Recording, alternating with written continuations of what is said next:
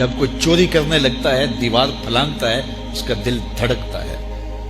یہ اللہ تعالیٰ کی طرف سے وارننگ ہوتی ہے تو غلط کام کرنے جا رہا ہے۔ جب کوئی ڈاکہ مارنے لگتا ہے، ناکہ لگا کسی کو روکتا ہے، تو اس کا دل ڈرتا ہے کہ تو جرم کر رہا ہے۔ جب بدکاری کو کرنے لگتا ہے تو اس کا دل ڈولتا ہے کہ تم غلط کام کرنے جا۔ جب کوئی کسی کو قتل کرنے لگتا ہے تو جب وہ مقتول پہ حملہ آور ہوتا ہے تو دل ڈولتا ہے کہ تم غلط کر رہے ہو۔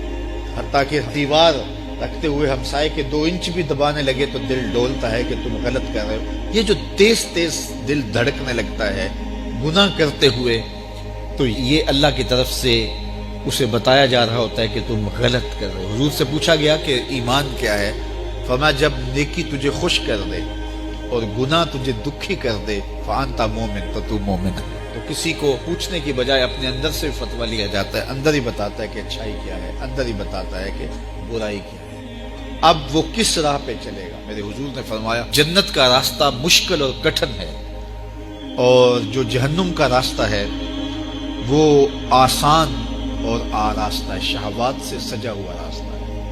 اب تمہیں پتہ ہے کہ انجام کیا ہے اور تمہیں اختیار دیا گیا ہے۔ بعض لوگ اختیار کو اللہ کی رضا سمجھ لیتے ہیں، تو یہ بات جانیے کہ اللہ کی رضا میں اور اس کی مشیت میں بڑا فرق ہے۔ بعض لوگوں کی رسی اللہ نے دراز کی ہوتی ہے تو لوگ کہتے ہیں اللہ راضی نہیں ہے تو ایسا کیوں ہے، یہ کون سی کہانی ہوئی؟ ظالم جابر لوگ تختوں پہ بیٹھ جاتے ہیں، مختلف حکومتیں سنبھال لیتے ہیں اور خلق خدا کی ناک میں دم کر دیتے ہیں، لوگ کہتے ہیں اللہ راضی نہیں ہے تو ایسا کیوں ہے، یہ کون سی بات ہوئی؟ تو یہ ہمارا ایک خود ساختہ کہا ہوا جملہ ہے۔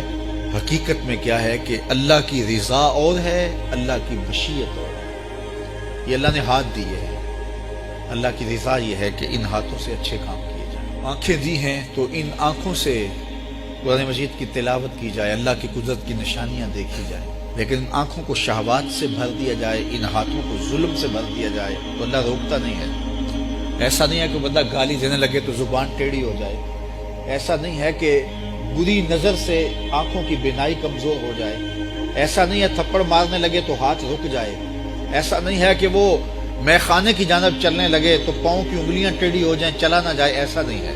یہ اللہ کی مشیت ہے، اس نے قدموں میں طاقت رکھ دی، جدھر جانا چاہے جائے، اس نے اختیار بھی دیا، لیکن یہ اس کا دیا گیا اختیار ہے، یہ اس کی مشیت ہے، لیکن اس کی رضا یہ ہے کہ یہ قدم اٹھے تو مسجد کی جانب جائیں، یہ قدم اٹھے تو دکھیے کی مدد کے لیے جائیں، رزق حلال کمانے نکلیں، یہ زبان بولے تو قرآن کی تلاوت کرے، یہ لب کھلیں تو احادیث رسول کے نغمے ہوں، خیر خواہی کے کلمات ہوں، مخلوق خدا کی بہتری کی بات ہو۔